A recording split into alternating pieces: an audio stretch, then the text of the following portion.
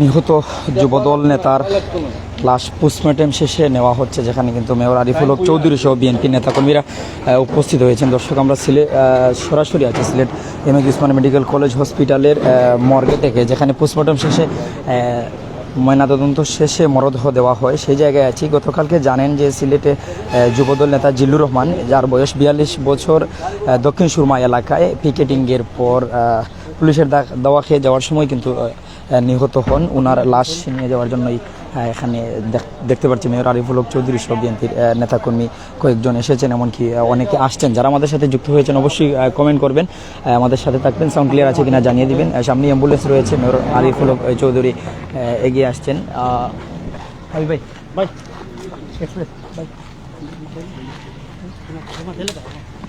একটু আমাদের যদি জানাতেন যে এখানে আসার পর কি পরিস্থিতি দেখলেন।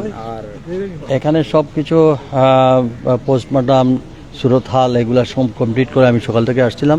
এটাগুলো কমপ্লিট করে এখন আমরা মানবিক সাহেব টিলায় নিয়ে যাচ্ছি। ওইখানে তাকে গোসল করানো হবে, কাফন লাগানো, তারপর তার বাড়িতে নিয়ে যাওয়া হবে।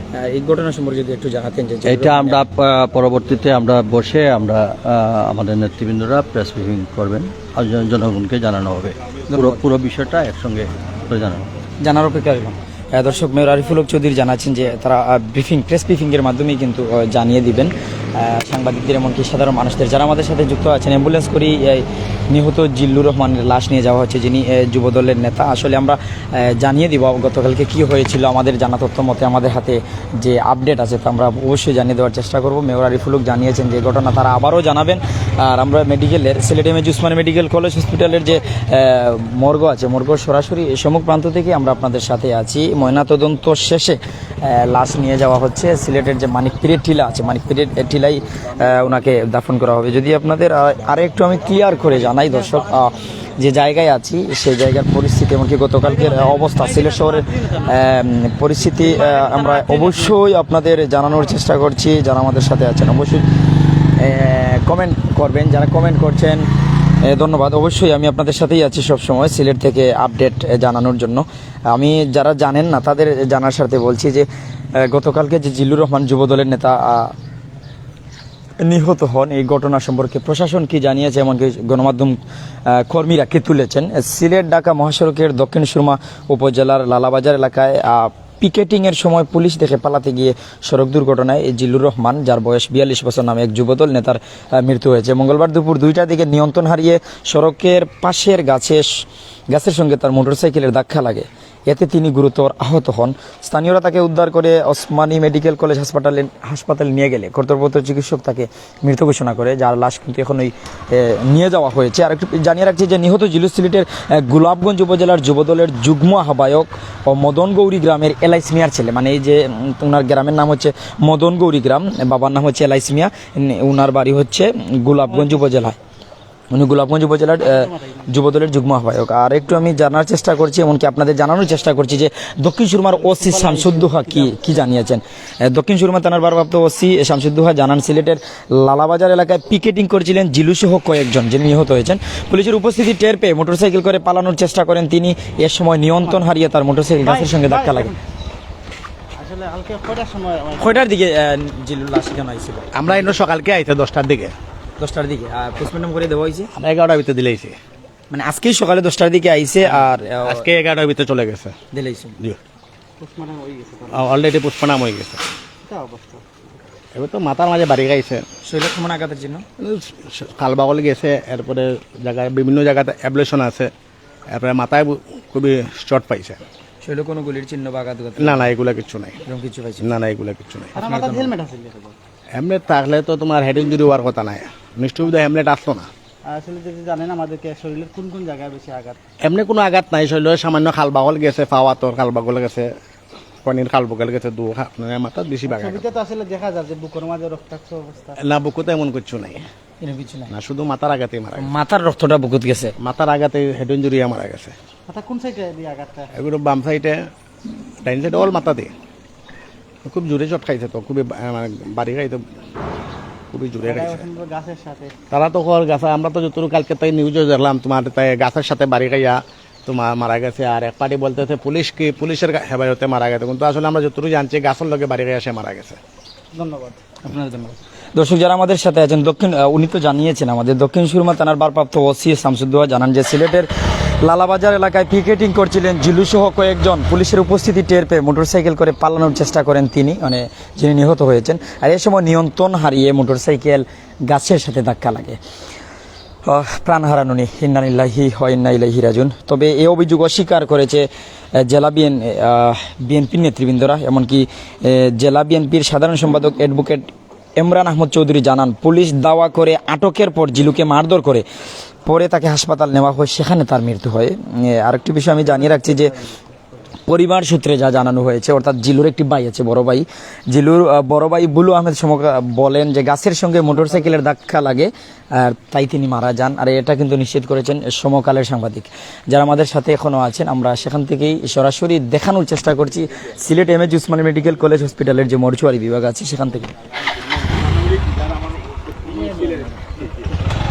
দর্শক যারা আমাদের সাথে এখনও আছেন, আমরা আপনাদের জানিয়ে দেওয়ার চেষ্টা করছি, আমরা যে নিউজ নিয়ে এখন আছি যে নিহত জিলুর লাশ নিয়ে যাওয়া হচ্ছে Sylhet M A Usmani medical college হসপিটালের মর্গ থেকে, যেখানে পোস্টমর্টম শেষে লাশ দেওয়া হয়। সেখানে সম্মুখ প্রান্তেই আছি। এবং সেখানে বিএনপির নেতৃবৃন্দরা যেমন সিলেট সিটি কর্পোরেশনের মেয়র আরিফুল হক চৌধুরী, এমনকি বিএনপির কয়েকজন নেতাকর্মীরা জড়ো হয়ে নিয়ে গেছেন অ্যাম্বুলেন্স করে। ওনাকে দাফনের কার্য সম্পন্ন করা হবে। যে মানিকপীরের টিলা রয়েছে সেখানে দাফনের কার্য সম্পন্ন করা হবে। পরিবারের স্বজনরা সেখানে চলে গেছেন।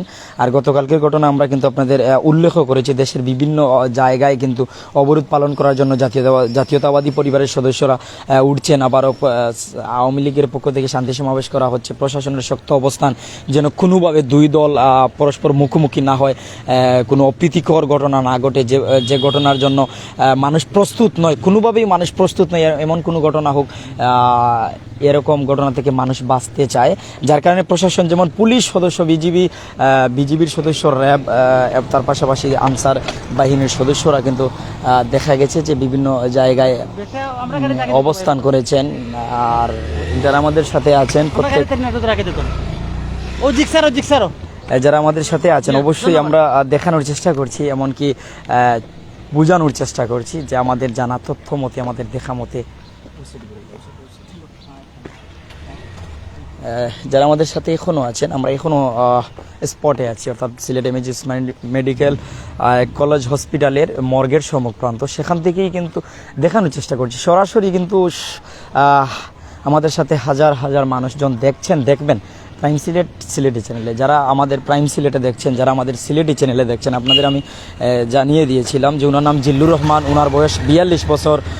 ওনার বড় ভাই বুলু কি জানিয়েছেন, তার পাশাপাশি কিন্তু ওনার পরিবারের পক্ষ থেকে ভাই জানিয়েছেন, থানা থেকে কিন্তু ভারপ্রাপ্ত কর্মকর্তা ওসি জানিয়েছেন।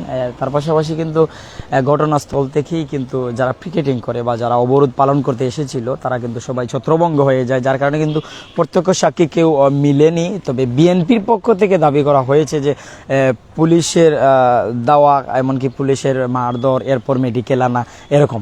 তবে যারা আমাদের সাথে এখনও আছেন, আমরা দেখতে পাচ্ছি অনেক মানুষজন আমাদের সাথে আছেন। যেখানে আমরা যে জায়গায় রয়েছি সেই জায়গার অবস্থা যদি বা সেই জায়গার পরিচয় যদি আমরা দিই, মেডিকেলের যে মর্গর সম্মুখে যে রাস্তা রয়েছে সেই রাস্তা আমাদের সম্মুখ প্রান্তে, অর্থাৎ মেডিকেলের পিছনের গেট দিয়ে যে রাস্তা রয়েছে, অর্থাৎ গেট নাম্বার সম্ভবত স্টেডিয়াম হয়ে আসলে প্রথম গেট, এটি প্রথম গেটের ভিতরেই কিন্তু মর্চুয়ারি বিভাগ, যেখানে কিন্তু প্রতিনিয়ত অনেকের লাশ, অনেকের মরদেহ পোস্টমর্টম করা হয়। সেই জায়গায় আছি, সেই জায়গায় দাঁড়িয়ে কথা বলছি, আপনাদের দেখানোর চেষ্টা করছি। আসলে আমরা শান্তি চাই, শান্তি কামনা করি। আর শান্তিকামী মানুষজন কখনো অশান্তিতে জড়াতে চায় না, অশান্তি চায় না।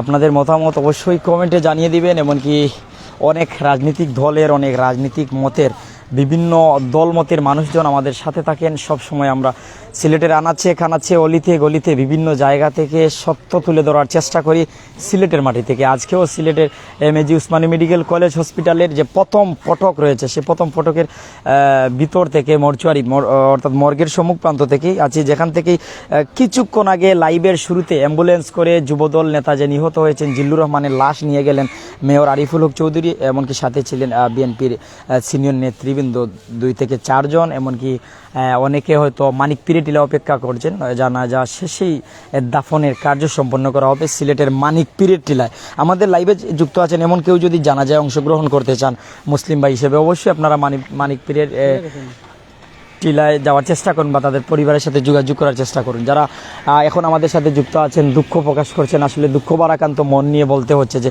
শুধু বিএনপির নয়, শুধু আওয়ামী লীগের নয়, যে কোনো দলের মতের মানুষ, সবার ঊর্ধ্বে আমরা মানুষ। একজন মানুষ যদি মারা যায় সবচেয়ে বেশি ব্যথিত আমরাই হই। এক মুসলমান আরেক মুসলমানের ভাই হিসেবে ব্যথা লাগবে, কষ্ট লাগবে। শুধু বিএনপির নয়, আওয়ামী লীগের কেউ যেন প্রাণ না হারায়, বিএনপির কেউ যেন প্রাণ না হারায়, জাতীয় পার্টির কেউ যেন প্রাণ না হারায়, যে কোনো ধর্ম বর্ণের মানুষজন যেন প্রাণ না হারায়, শান্তিতে যেন বাংলার মাটিতে সোনার বাংলায় বসবাস করতে পারে, সেই আশা, সেই প্রত্যাশা আমরা সব সময় রাখি। আমরা এগিয়ে যাচ্ছি আবারও সেই মর্চুয়ারি বিভাগের সম্মুখ প্রান্তে, যেখান থেকে আমরা শুরু করেছিলাম, এমনকি শেষ আপডেট দেওয়ারও চেষ্টা করেছিলাম। গতকালকে কিন্তু শুধু সিলেটে নয়, দেখা গেছে যে কিশোরগঞ্জে দুইজন প্রাণ হারান।